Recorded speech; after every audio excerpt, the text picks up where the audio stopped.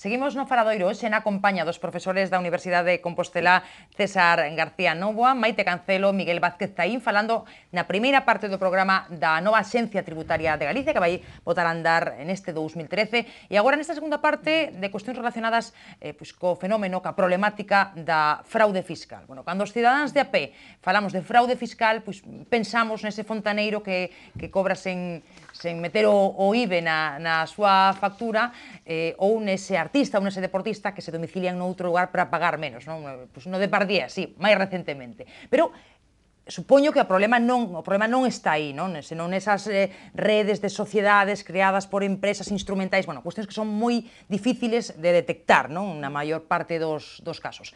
Estímase que a economía sumerxida oscila en España entre o 20 e o 25% do Produto Interior Bruto, aínda que é algo moi difícil de cuantificar, e a miña pregunta, a que lles fago aos profesores que nos acompañan, é se hai vontade política de perseguila e de combatela.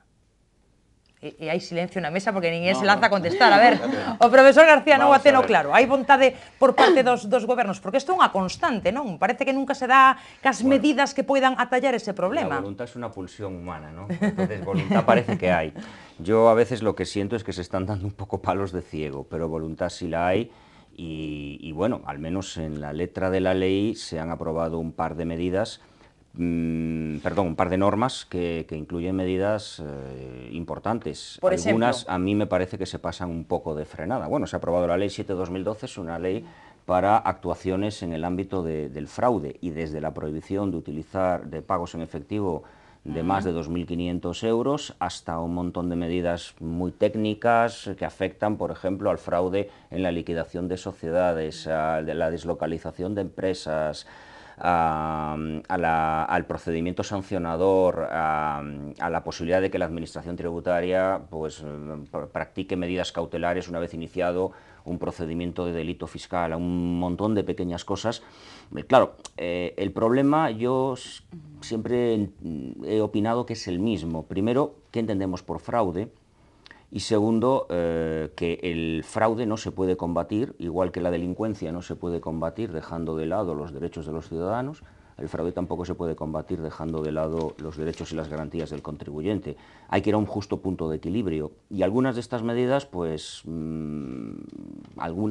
yo creo que rozan en algunos casos serios problemas de constitucionalidad o por lo menos que cuestionan los derechos y garantías del contribuyente de una manera importante. Pero en cualquier caso, repito que las leyes en materia de fraude tienen que valorarse en clave de si son eficaces y si el objetivo que pretenden conseguir se hace con un respeto razonable al ciudadano y diferenciando entre el que es verdadero defraudador y el que no es verdadero defraudador. Es decir, vamos a ver, hay mucho fraude. El fraude, tú antes hablabas de la economía sumergida. La economía informal, me decían vostedes que tamén se empezaba a decir agora, ¿no? En Latinoamérica, exactamente. Claro, no es lo mismo sectores de la actividad que están completamente ajenos al pago de tributos que aquel que declara y discrepa, aquella empresa que declara y discrepa en si es deducible un gasto o no es gasto, que el propio Tribunal Supremo ha dicho que eso no es fraude. Yo el gasto lo he pagado, es real, no me lo he inventado, no es una factura falsa, y yo digo que sí es deducible, la Administración que no. Y la Administración me levanta un acta y yo tengo que ir a los tribunales a discutir ese acta. Eso computa como fraude, cuando yo creo que eso no es realmente fraude. Por tanto, yo creo que hay que hilar muy fino cuando se habla de fraude y por tanto creo que hay que diferenciar efectivamente la economía sumergida, las tramas de facturas falsas, la creación de cadenas de sociedades para diferir o para no pagar, de otras cosas que se consideran fraude. En la parte anterior del programa habíamos hablado de las discrepancias en torno a los valores en un impuesto autonómico y eso yo creo que calificarlo como fraude es un poco excesivo. Por tanto, creo que primero hay que focalizar el problema y luego aplicar las medidas con garantías de los derechos de los contribuyentes que sean más eficaces para hacer frente al problema. Bueno, unha primeira resposta, hai vontade a miña pregunta, hai vontade de combatir a fraude fiscal e logo entramos xa a medidas concretas. Calquer gobernante, desde logo, debería ter vontade, porque cos tempos que corren e coas necesidades de recursos nas administracións públicas, desde logo que si unha parte desa economía mergullada ou sumerxida ou informal aflorase e disminuíse o fraude fiscal, desde logo que iban a incrementar os recursos públicos, non? O que pasa é que, claro, a veces é difícil aflorar, porque claro, eu vexo o que dicía César, sin un análisis tan profundo da lei que aprobaron fai recentemente de medidas contra a fraude fiscal. É dicir, o problema é que moita parte desas medidas, bueno, salvo aquilo de pagar cos 2.500 euros en efectivo, están destinadas a aqueles que de alguna forma están no sistema. Exactamente. E entonces, a ese é verdad que os que están no sistema, aínda que sexa artellando mecanismos para pagar o menos posible, bueno, pois é verdad que estas medidas sí que están destinadas a eles, veremos se son eficaces ou non, pero bueno, o tempo dirá. O que pasa é que unha parte moi importante nin siquiera está no sistema. Cando digo que non está no sistema, é dicir que non existen esas bases impoñibles efectos do sistema. Entón, aí, estas medidas prácticamente, salvo de pagar en efectivo de 2.500 euros, pero que se pode buscar a fórmula para eludir, ou polo menos en determinado tipo de gastos, pois van a seguir estando aí. Mentras non haxa outros medios, que eu creo que os medios van pola vía de que os medios humanos, materiais, da xencia tributaria, o que se está aplicando unha parte importante dos contribuintes que tamén trate de aflorar a ese tipo de bases impoñibles, non? Entón, eu creo que por aí sería máis eficaz. É verdad que estas medidas son importantes, eu valoras positivamente, con independencia de que en algúns casos, aí César empezou a falar algunha dela, pero que complican incluso a xestión tributaria daqueles que sí que están no sistema e que están máis ou menos cumplindo, e que a mellor teñen algunha discrepancia, pero que non están eludindo o pago dos impostos. Entón, teríamos que buscar medios, eu creo que retomo o punto que decía antes, para que aqueles que non están no sistema, e eso só poden ser por vías de inspección, fundamentalmente, e de xestión tributaria caída para poder metelo no sistema e que empecen logo a poder aplicarse a mellor parte destas medidas, senón moitas delas non se lle poden nin aplicar. A profesora Cancelo, logo me pedía tamén o profesor García. Sí, sí, vamos a ver, yo creo que lo que estamos hablando es que en el 2010, más o menos, de la cantidad defraudada, de las estimaciones, porque al final estamos hablando de estimaciones, se estaba calculado que un 30% eran pequeños defraudadores, lo que hablamos del IVA del fontanero, y el 70% son grandes empresas y grandes fortunas. Entonces, ese es el tema. Pero de todas maneras, un 30% es una cantidad elevada para pequeños.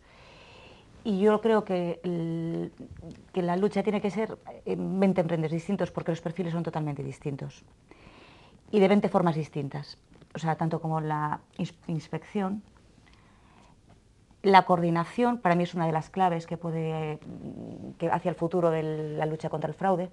O sea, si un señor declara que tiene una mansión y paga un impuesto por aquí, pero por otro lado dice que no tiene ingresos, ese tipo de cruces de datos son los importantes para detectar esos grandes fraudes.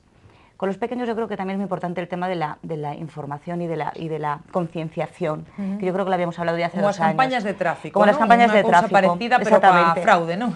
Sí, porque al final, ¿cuántas veces oímos y vemos y nos tentamos casi, ¿no?, a mini pequeños fraudes a nuestro alrededor de forma diaria? Y eso al final sumado es un 30% del total de la bolsa, o sea que al final es un porcentaje que no es desdeñable.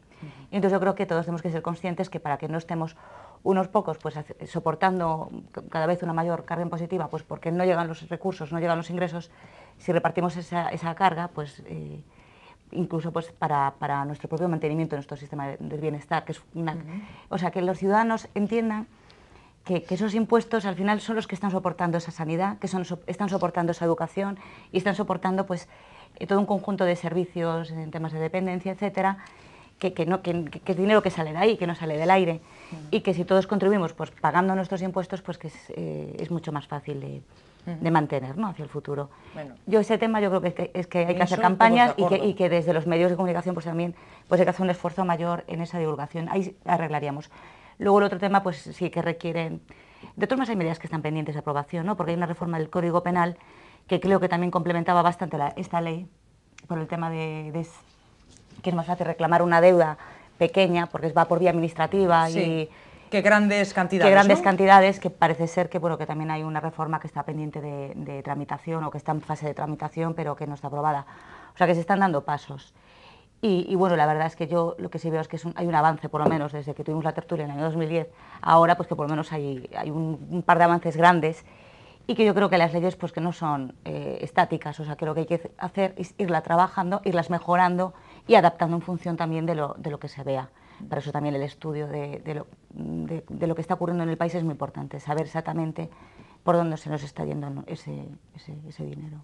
¿Por aquí? Sí, vamos a ver, si estamos hablando del gran fraude, yo creo que el gran fraude son dos grandes cosas que hay que tener muy claro, y yo creo que los tiros en la política contra el fraude tienen que ir por ahí. Por un lado, como decía Miguel Ángel Vázquez Taín, creo que estoy completamente de acuerdo. El gran fraude son los que están fuera del sistema. Y por tanto la inspección tiene que centrarse en los que están fuera del sistema.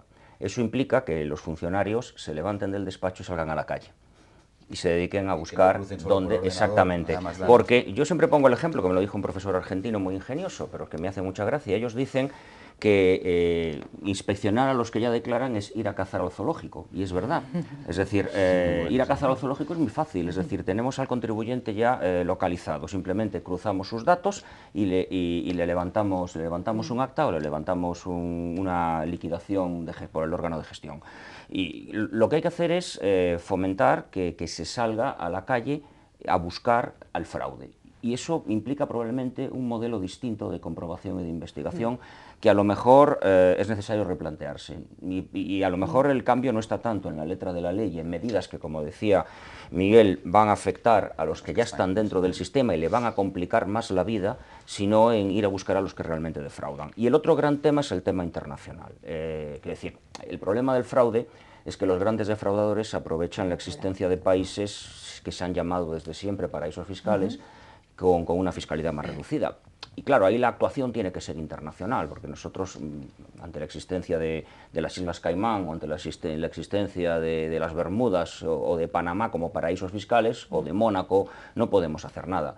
Quiero decirlo, a nivel internacional se ha avanzado mucho, hay acuerdos de intercambio de información, de hecho la amnistía fiscal, la llamada amnistía fiscal, estaba pensada fundamentalmente para que los residentes españoles declarasen bienes en el exterior. Ahora empieza la obligación, el 1 de enero, de declarar hasta el 30 de marzo los bienes y derechos en el extranjero, y ese es otro tema clave, pero eso es un tema que obviamente hay que afrontarse en el plano de la cooperación internacional, que está empezando a funcionar en los grandes organismos internacionales, pero que claro, lógicamente es un tema muy difícil y muy... hasta con Suiza estamos logrando acuerdos de intercambio de información, pero es un tema que va avanzando muy lentamente y en el que los estados tienen muy poquito margen de actuación. En todo caso, parecelles acertada esa chamada amnistía fiscal posta en marcha? Tiene elementos positivos e elementos negativos, como todo, non? Porque, claro, eu vou a tomar nota do que decía antes César de eso de ir a cazar ao zoolóxico, porque o problema que ten ir a cazar solo ao zoolóxico, en parte tamén pode estar ligado a isto da amnistía fiscal, é que os que estamos no zoolóxico, por desgracia, porque temos os nosos recursos e moitas bases de datos, non? Pois ao final, non o digo no meu caso, pero moita xente intenta sair do zoolóxico e dice, bueno, se só veñen contra min, claro, entonces o mellor eu tamén quero estar fora dai. Eso tamén é difícil conseguir unha concienciación social cando aparecen, ou cando todo o mundo coñecemos ou somos conscientes de casos en donde a xente está fora do zoolóxico e eses están tranquilamente por aí vagando nos campos sin que os inspectores de Facenda ni siquiera os conminen a entrar, non? Entón, bueno, ligado isto ao da amnistía fiscal, bueno, ten elementos positivos en canto que suporía, ainda que ao final non foi tanto éxito, eso xa a experiencia de anos anteriores, ou de anos anteriores, de outras amnistías máis ou menos iban nesta liña, un afloramento de economía sumersida, pero bueno, ou de recursos que se achegan aquí e que previsiblemente tributarán anos seguintes, ao final non foi tanto, non? A metade do previsto, máis ou menos, non? A ver, as cifras parece ser que ainda non están ainda pechadas, pero bueno, pero non foi tanto como eles pensaban, pero bueno. De todas formas, tamén supón un exemplo negativo para a xente que sí está tributando, non? Entonces, non é que ao final tes que ter un organigrama, xa está fundamentalmente para determinadas dimensións de medios para poder eludir o pago dos impostos, pero a xente si previsiblemente dentro de uns anos, ou se teño escoitado esa reflexión, outra cosa que a xente que as fai moitas veces non ten capacidade para leválas a cabo, non? Pero é un exemplo negativo, se dentro de uns anos eu podo, pagando unha cantidade menor, pois poder aflorar os meus cuartos, entón ten esa doble vertente.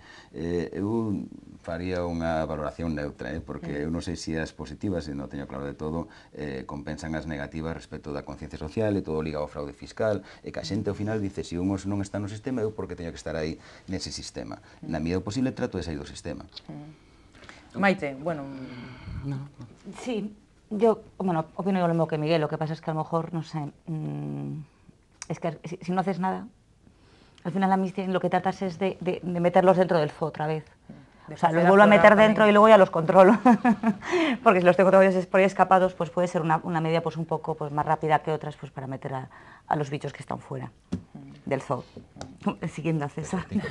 Hombre, vamos a ver, Deu para moito, deu para moito. La amnistía yo creo que hay que valorarla en términos... Hombre, las amnistías son intrínsecamente injustas, no nos Siempre. engañemos, pero vamos a ver, esto lo que era una posibilidad de regularizar pagando un 10%, que inicialmente iba a ser sobre el valor del bien, que al final acabó siendo porque se cambiaron las condiciones. La ley decía una cosa y se reinterpretó con varios informes de tributos, pagando solo los 4 años no prescritos. Pero es que la posibilidad de regularizar está ahí en la Ley General Tributaria y cualquiera puede acogerse. Es decir, yo no declaro el IRPF del próximo año y a los 3 meses o al año o a los 2 años me arrepiento antes de que Hacienda se dirija contra mí y yo puedo regularizar sin pagar sanciones. Pago unos recargos. Pero coste un poco menor, bueno, estaba establecido un coste limitado. Ya, pero bueno, quiero decirte que en cualquier caso la cuestión filosófica es esa, es decir, ¿es justo el sistema de regularización? Pues no. Como tampoco es justa la prescripción. ¿Por qué un tipo que pasa 4 años sin pagar deja de liberarse? ¿Por qué no hay que pagar aunque hayan pasado 50 años? Eso sería lo justo, ¿no? Pero a veces el derecho tributario tiene que equilibrar soluciones eficaces en detrimento de la justicia estricta, ¿no? Ahora bien, eficaz desde luego no ha sido. Tú decías, yo creo que con un tono muy gallego, que no fue tanto éxito. Yo creo que fue un fracaso. Menos de 1.100 millones frente a los 2.500 previstos y presupuestados, yo creo que es un fracaso. Y realmente no sería tanto regalo para los defraudadores, cuando los defraudadores, supuestamente, los defraudadores no han querido acogerse a esto. Realmente es que la inseguridad absoluta, la inseguridad de la regulación era absoluta. Y voy a poner un ejemplo simplemente, que además en relación con la agencia gallega. Claro, la amnistía dice, si usted regulariza, usted paga el 10%, y no le vamos a comprobar en el impuesto sobre la renta de las personas físicas. Los impuestos están alrededor. No dice nada de sucesiones y donaciones. Yo tengo una herencia que no declaré, o el IVA, pero el IVA se comprueba menos. Pero sucesiones y donaciones, por ejemplo, porque el IVA es del Estado, al fin y al cabo. Yo tengo una herencia no declarada hace 3 años, la regularizo cogiéndome la amnistía fiscal, pago el 10%. Yo no sé si la Administración Autonómica Gallega va a pedir esos datos a la agencia tributaria, porque si los pide... Castilla y León, por ejemplo, hizo paralelamente una amnistía autonómica para regularizar pues los impuestos autonómicos. Pero claro, esa es una duda que la gente, claro, y no está resuelta. Entonces, hombre, si es un regalo, pues era un regalo bastante envenenado y yo a las pruebas me remito del escaso éxito que ha tenido.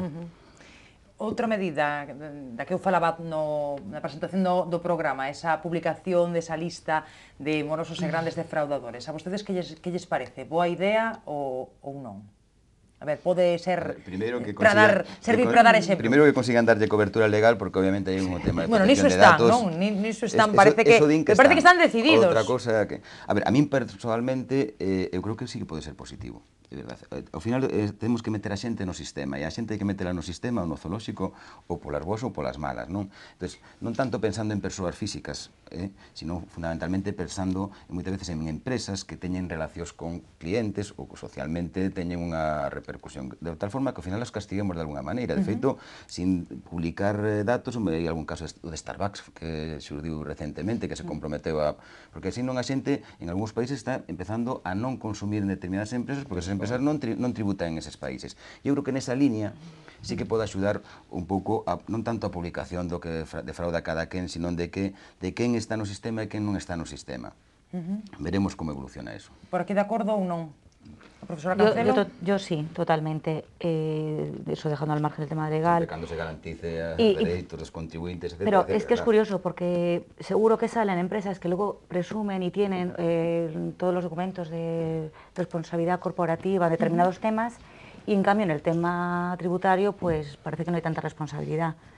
Y de hecho es lo que se decía de esa bolsa en impuesto de sociedades en el año, creo que había sido un estudio que habían hecho en el 2007, antes de la entrada de la crisis, con un aumento muy fuerte de las ganancias empresariales, había habido una caída de recaudación de un 18% que no tenía explicación. Por iso, non? Exactamente. Ou por máis cousas. A legalidade, claro, os resquicios legais do imposto. Claro, son resquicios legales, pero bueno, que es también para mentalizar también a la empresa, a las grandes empresas sobre todo, de eso, lo que decía con los pequeños, también con los grandes, pues que es un tema de responsabilidad.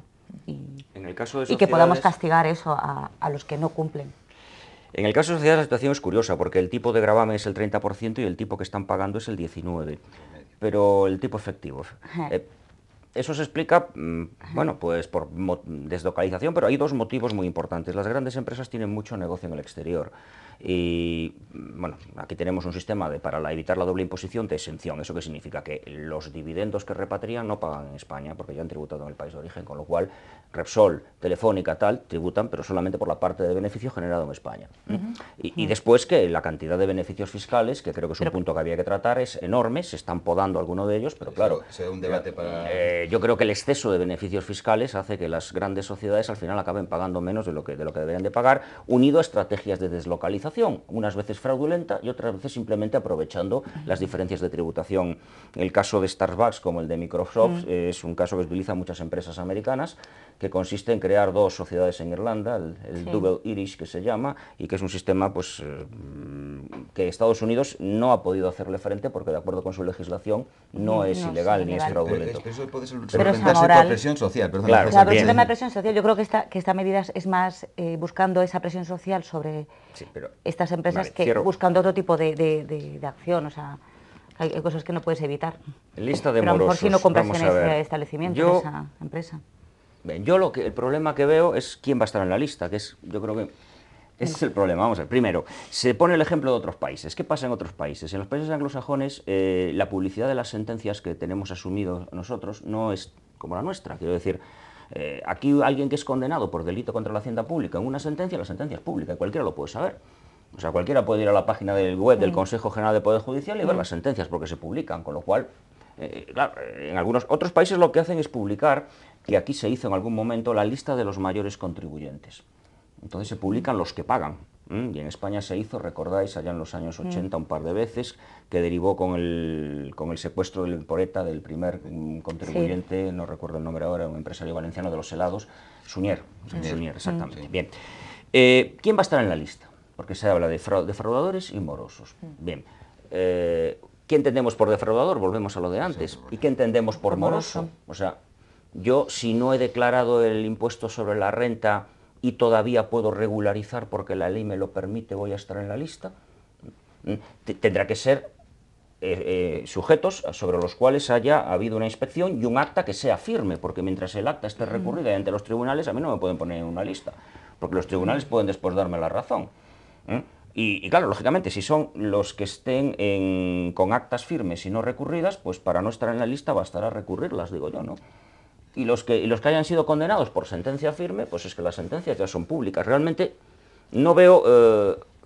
Es un tema de visibilidad, quizás. Sí, De pero... esa visibilidad, o sea, bien, de que quién pero se va a como- leer las sentencias de... Como non se esa Bueno, visibilidade de acuerdo. de empresas para temas como os que falábamos antes, o vexo complicado, porque é o que diste, ao final saldrán os que están no sistema coxeron por algún lado do sistema, pero os que non están no sistema non van a estar en ninguna lista, porque ni siquiera poden estar aí. Entonces, bueno, a ver que pasa. Porque sabes que o goberno, como antes decía César, le va a anunciar unha serie de medidas, verdad que plasmou moitas, pero moitas ao final non se materializaron tampouco, co cal vamos a ver que pasa con esta. Bueno, E logo pois- podemos educar. Pois con eso nos temos que quedar porque temos que pechar tertulia. Quédame, nada, 30 segundos para cada un, por se teñen algunha receita máxica que quedara por salientar na tertulia para que o fagan agora, non? O mellor algunha suxestión pois da que poidan tomar nota, non? Por aí as administracións. A ver, Profesor Vázquez Taín. por tirar por elevación, é dicir, eu creo que o problema, seguindo co do fraude e demais, non? O problema en grande medida é un problema de medios, de normativa e de conciencia social. Esos son os tres medios, os tres frentes que temos que atacar para poder reducir. Desde logo que non creo que cheguemos aos porcentaxes de economía sumersida que se publican por aí, tanto para España, que non creo que este tan elevada como 20 o 25, como Parecelle outros... moi A ver, arriba eso. É dicir, claro, hai estimacións que se aflorase esa economía sumersida, tendo en conta o PIB, que é un tipo impositivo do 30%, pues que vamos a recadar 90.000 millóns de euros máis todo o ano, e, polo tanto, prácticamente o déficit público do Estado español, do conxunto das administracións públicas en España o ano pasado. Eu creo que tanto non vai a poder ser. Pero, bueno, que de logo que sí que existe, porque senón incluso tamén non se mantería a economía como está funcionando agora, coas medidas, coas cifras que temos de paro, a xente que está ao marxen do sistema, se non existe esa economía. Pero, bueno, para non nos desviar outra vez e abrir outro debate. Normativa, medios materiais e humanos, e obviamente cambiemos o sistema de inspección para aflorar, e logo todo elo aderezado con conciencia social. Bueno, non está mal. Pareceme fórmula complicado, complicada. Todo complicado. Bueno, a ver, profesora Cancelo. Más medios materiales humanos, sabemos que tampoco es, no podemos buscar el ideal en estos momentos, pero sí a lo mejor reorganizar lo que hay y dedicar una parte de esos medios, pues la inspección, como tú decías, hay una primera fase de cruce de datos y hay una segunda fase que es la que nunca se da, que es la de ir a los sitios, pues a lo mejor sí se puede tratar, porque eso también es, a lo mejor es un tema de lo que pone entre las tareas del funcionario que tiene que hacer y no hacer. Quiero decir, porque a lo mejor tampoco está contemplado. Entonces, a lo mejor esa reorganización de los medios, aunque no se puedan aumentar mucho, para mejorar esa inspección in situ, pues sí que sería necesaria. Y el aumento de la coordinación. Yo creo que la coordinación también es otra de las claves para mejorar la lucha contra el fraude. ¿Y el profesor García? Bueno, hay muchos frentes, evidentemente. Está el frente de las normas tienen que ser más claras, las normas tienen que ser comprensibles, y luego está el frente de la actuación administrativa. Yo estoy en lo sustancial de acuerdo con Miguel Ángel. Creo que hay dos cosas, es decir, primero, proporción en los medios, es decir, no se pueden matar moscas a cañonazos, por lo tanto hay que priorizar los objetivos de la lucha contra el fraude. Primero hay que ir a los que están fuera del sistema, primero hay que ir a las grandes bolsas de fraude. Es necesario incrementar la colaboración internacional porque en un espacio globalizado las posibilidades de fraude de los grandes defraudadores son muy grandes y por tanto un Estado solo no está desarmado y por tanto es fundamental la cooperación internacional. Y yo estoy de acuerdo con Maite en que no hay que probablemente incrementar la administración, sino reorientar las actuaciones de comprobación hacia los que verdaderamente defraudan, mejorando las leyes y permitiendo a los que declaran pues facilitarles las cosas, no hacerles la vida difícil, darles soluciones transaccionales, darles seguridad jurídica, resolverles las dudas y convertir al contribuyente en un agente concienciado y activo también en la lucha contra el fraude. Pero evidentemente el sistema tiene que dejar de ser fuerte con el débil y débil con el fuerte, tiene que ser al revés y tiene que centrarse en las grandes bolsas de fraude que todos sabemos cuáles son y todos tenemos en mente. Bueno, pues por aquí podemos estar todos de acordo e así podemos pechar a tertulia. Moitísimas gracias, pasou a hora, a verdade que voando. Así que nada, o que lles propoño que volvan dentro duns meses, cando teñamos máis medidas que analizar, non? E máis datos, e o mellor con máis suxestións que facerlle o goberno Rajoy, tamén o goberno Feijóo. Bueno, moitísimas grazas a Miguel Anxo Vázquez Taín, a Maite Cancelo, a César García Novoa, Novoa, dixen ben, non? Novoa, lo dijo usted mal, pero por aí está mal acentuado, teme que perdoar. Bueno, tomo nota para a próxima. Grazas aos tres por acompañarnos, grazas a todos por seguirnos un día máis no Faladoiro.